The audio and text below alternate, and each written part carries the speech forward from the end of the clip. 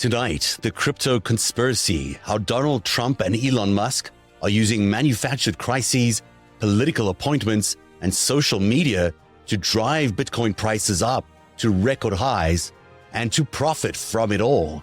That's tonight on Narativ.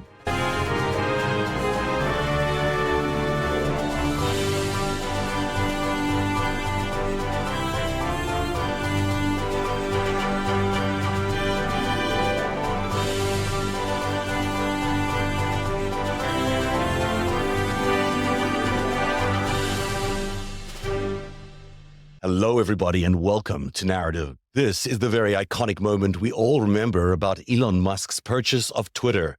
A much younger-looking Musk carrying a kitchen sink into Twitter headquarters and declaring, "Let that sink in." But the actual story of how Elon Musk bought Twitter began much earlier. In late 2021, Russian President Vladimir Putin reached out to Elon Musk. It was soon after that initial Putin contact that Musk quietly began to purchase shares of Twitter. The conventional wisdom around Elon Musk's purchase of Twitter is that it was an eccentric move by one very eccentric billionaire, Elon Musk. But that's not the case at all. It was actually bankrolled by an unprecedented alliance of anti-democratic forces. To be fair, 50% of the money that went to buy Twitter came from Elon Musk himself, backed by Tesla shares used as collateral. But the rest of it came from a motley crew of funds and national interest sources that were really anti-democratic in nature. $2 billion from the Saudi Prince Al Walid Fund, $500 million from Binance, that's a Chinese crypto firm, $375 million from Qatar. Dig a little further and you'll find companies that are also connected directly to the Kremlin. So companies like Vi Capital, which is operating out of the UAE these days, but is actually linked to the Russian tech investor Yuri Milner. And two New York-based firms with ties to Russian oligarchs are also among the investors. Now, of course, Vladimir Putin has been acting as the captain of this team of anti-democratic, authoritarian leaders that have been determined to bring down democracy. And it's this team which ultimately funded the purchase of Twitter. It's quite ironic that you've got these authoritarian interests coming together under the banner of free speech, only they don't have any free speech at home at all. In a tweet, Musk wrote, "Entering Twitter HQ, let that sink in." And right there, you can see him walking into Twitter headquarters, smiling, holding a large sink. Musk also changed his Twitter bio description to read Chief Twit. X, formerly Twitter, has lost 60% of its value since that day that Elon Musk bought Twitter. That's $25 billion gone, or you might say down the sink. As it turns out, many of those investors have been wanting their money back. Fidelity, the insurance company, had to write down $17 billion alone in losses just last year. Musk is facing pressure from angry Twitter investors who want their money back. But there's also Russian backers who expect influence in the new Trump administration and hope that Elon Musk can deliver that. Also, banks are very seriously worried about their loans to Elon Musk. And Tesla shareholders are watching their stocks swing with every Musk tweet. None of it is making anybody feel very comfortable. We know that Elon Musk used a lot of Tesla stock in order to fund the purchase of Twitter. It was used as collateral in order to raise the loans he needed to buy Twitter. But there's another big factor weighing on Tesla's balance sheet, and that is a significant amount of Bitcoin that it holds. In fact, Tesla has 10,000 Bitcoin and SpaceX has 8,000 Bitcoins on its balance sheet. So if the price of Bitcoin collapses, it would be game over for Musk and all his three companies. The same is also likely true for many of the key investors in Twitter/X. Those Russian, Chinese, Saudi Arabian companies all have very heavy Bitcoin investments. And perhaps this is the key reason why Elon Musk became such a big proponent of Donald Trump. Before the election of Donald Trump, when Bitcoin was trading at $70,000 a Bitcoin. Now take a look at what happens after the election. On November 5th, Trump wins the election. Within a week, the price of Bitcoin jumps about $20,000. You can see it here. The first red circle you see on the chart there, that's Trump's election. And then you could see this incredible surge that follows until the end of November, early December. And then the line begins to flatten out as we approach December. That's when Trump jumps back into the marketplace by making several big announcements. He says that he's going to elect David Sachs as the crypto czar. There isn't always a crypto czar, but in the Trump administration, there will be a crypto czar. And that announcement that David Sachs will be that person sends shockwaves through the entire Bitcoin community because it is exactly a signal that they're looking for, that the Trump administration will be very crypto friendly. And what follows over the next few days is several announcements, which proves exactly that, how pro-crypto Trump will be. In fact, the day after he announced Sachs's appointment, he puts out this on Truth Social. This is from Donald Trump. Congratulations, Bitcoiners. You are welcome. Then on December 7th, Trump announces plans to recognize cryptocurrency as a commodity, not a security.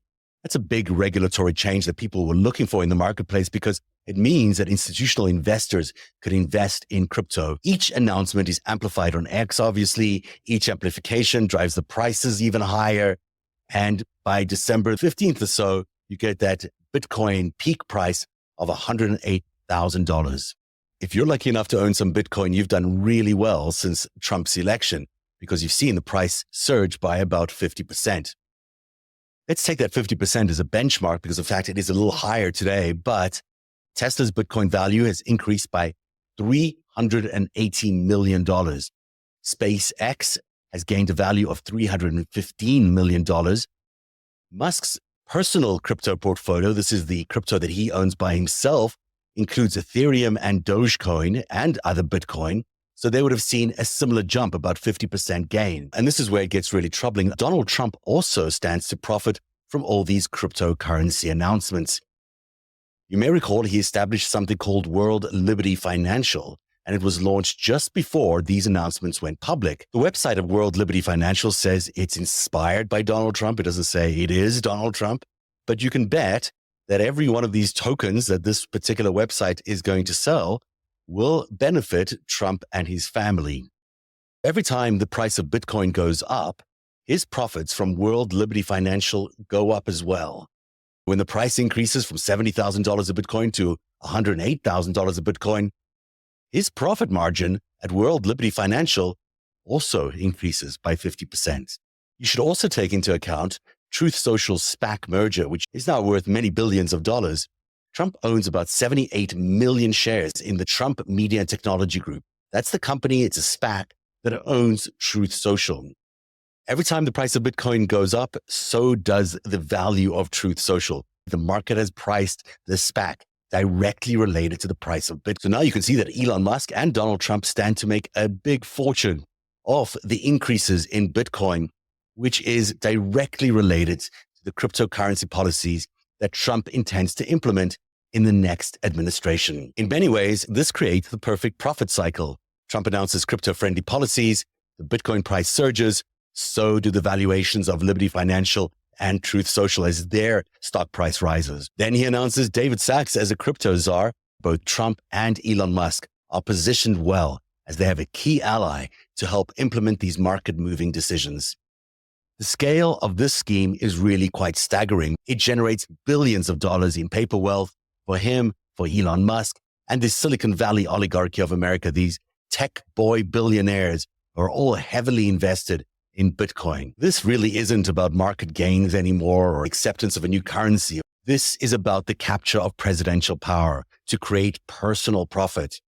Joining me now is Olga Lautman, a senior fellow at the Center for European Policy Analysis, and she's also the owner and author of Unmasking Russia, the successful Substack blog that you should all be subscribing to. Olga, my report tonight about cryptocurrency and the involvement of players like David Sachs, Elon Musk, and Donald Trump driving up crypto prices using mechanisms we know from other authoritarian rules. It's maybe not surprising, but it is certainly shocking to see it's happening in the United States. You've had your encounters with David Sachs and others. Tell me a little bit more about your experiences with him. So it's actually very interesting because he's coming in as the crypto czar, and Trump now has fully endorsed crypto. And you see Silicon Valley lining up behind Trump with this crypto. And what's interesting is that a lot of these, most vocal supporters who are now basically moving in to the Trump regime, with Musk even moving into the White House, have been spewing Kremlin propaganda. David Sachs is a perfect example. I didn't know who he was prior to 2022. I started seeing him popping up in my feed, basically spewing Kremlin propaganda against Ukraine. This was direct Kremlin propaganda that Ukrainians are Nazis, that Ukraine isn't a country, that Russia is doing its rightful thing to protect Russian citizens. Everything the Kremlin was saying domestically, he was repeating here. So I checked his Twitter. Prior to January 2022, he never even made a mention of Ukraine. Zero. That word never came up. And then suddenly, January 2022, he puts out, tweets defending Russia when there were rumors and chatter about a potential full-scale invasion. By February, he goes full-scale Kremlin propagandist, and he hasn't stopped since.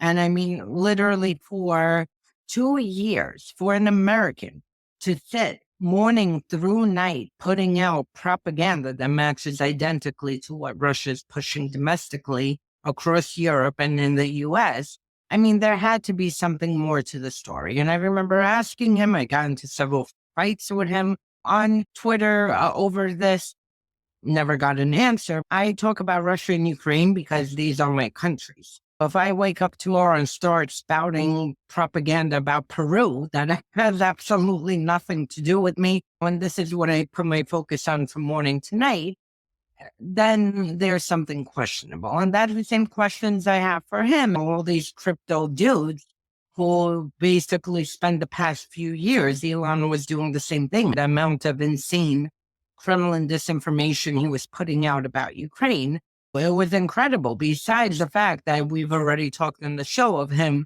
sabotaging Starlink for critical Ukrainian missions starting in 2022. So now all these people suddenly surrounded themselves around Trump and are obviously have a field in, focus with crypto. So That's really interesting. Is that intersection of Russia, crypto, propaganda, disinformation, We've seen it all before. It's interesting that within a month of Trump appointing Sachs as the crypto czar, the price went to its highest point in its history of Bitcoin. It reached $108,000 per Bitcoin, which is astronomical. It's settled a little bit, but you can tell that the market is being driven up because they know that David Sachs is going to give the crypto world everything they want. A complete free, deregulated market for them to do what they need to do. And that is what is also driving Elon Musk's support of AFD, Elon Musk's support of the conservatives here in Canada, and the attacks on Starmer and the Labour government in the UK is that those more left-leaning governments are not so in on crypto, where AFD, the Conservative Party, and the GOP are very in on crypto because it suits their interests and their pockets are lined with all sorts of corruption. What we're seeing is these attacks on democracy are really there to support the climb of crypto, which is so cynical and disgusting. Yeah, I don't know as much about crypto. I'm not a crypto expert, but I do know that crypto has been used to move money for funding Russia for their genocidal war in Ukraine. Russia's organized crime members make payments and move money through crypto. All the Russian hackers who have seized operations inside of U.S., like Colonial Pipeline and others, if I remember correctly, they were paid ransom through crypto. So you see a lot of the ransom being paid in crypto. For instance, even the October 7th Hamas attack, Russia has a crypto exchange, Garantex, that was sanctioned by the United States. Hamas moved money through Garantex, and a good portion of that money was used to fund the October 7th attack. Crypto is basically the new form of money laundering where it's untraceable and you can move money around. You could, pay for drug trafficking, for pretty much everything that organized crime does. You can pay NGOs in the West to carry out malign influence operations for state actors. Even Telegram has been used to hire people to do terror attacks in countries that they... Across Europe to case out U.S. military installations, critical infrastructure in Germany, in UK. Poland, Finland. I mean, the whole Europe is under attack by Russia. They've carried out sabotage operations, and assassinations are being paid by crypto. Because on Telegram, they were attempting to hire, Russia was attempting to hire, people to assassin people in Europe that, Russia wants gone. So, I mean, this, whole convergence between crypto, and then you have here the crypto czar, and, these people who happen to be cheerleaders of the, Russia's genocidal war in Ukraine, after never mentioning. I understand if you had policy opinions, for decades or what. I mean, if you've never uttered the word Ukraine until January 2022, what happened that suddenly you start putting 10, 15, 20 posts a day mirroring Russia's disinformation domestically and across Europe? And that timeline is so important because right there in the start of January 2022 is when Putin and Musk apparently had their connections in late 21 and going into 22. And soon after that, we saw Elon Musk transform into a real Kremlin propagandist. Now, tomorrow night, you and I have a very special event that we're doing for our premium subscribers to our Substacks and our newsletter. And it's about preparing for what is going to be quite something. I mean, there is an incoming administration here, which is unlike anything Americans have ever witnessed.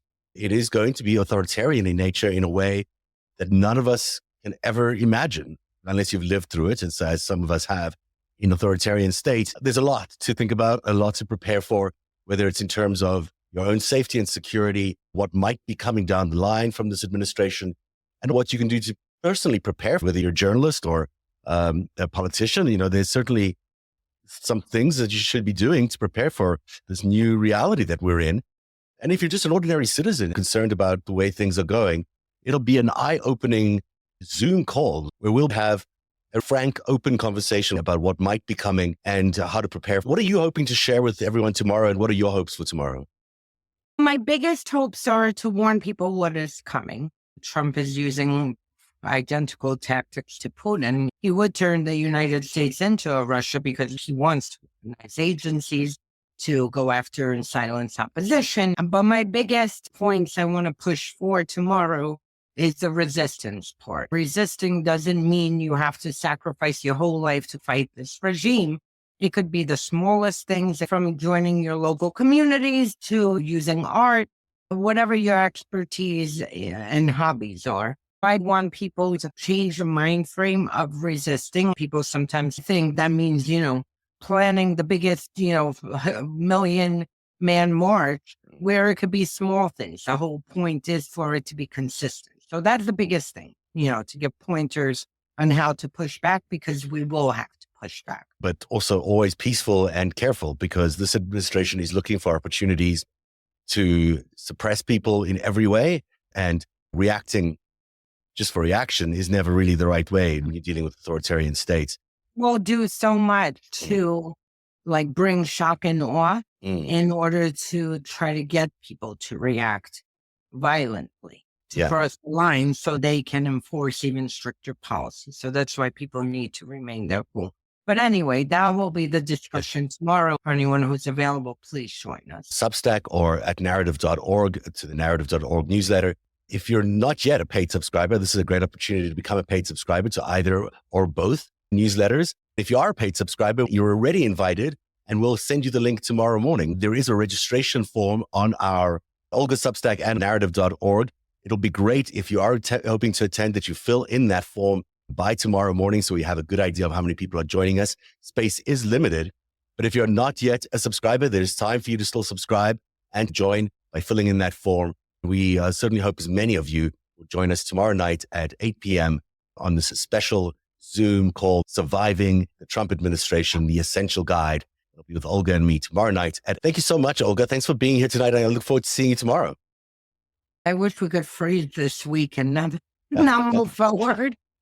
It's almost guaranteed that what happens from next week onwards is going to be very, very different than any reality that we've had up until now. That's for sure. One day, you'll tell the story of autocrats, crooks, and kings. who came for our freedom.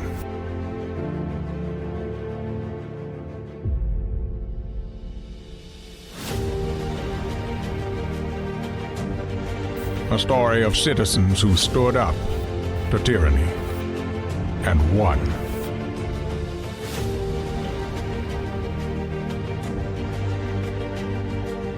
The people prevailed and renewed an old vow to a more perfect union. And that was just the beginning. The story continues. Narativ, where truth lives.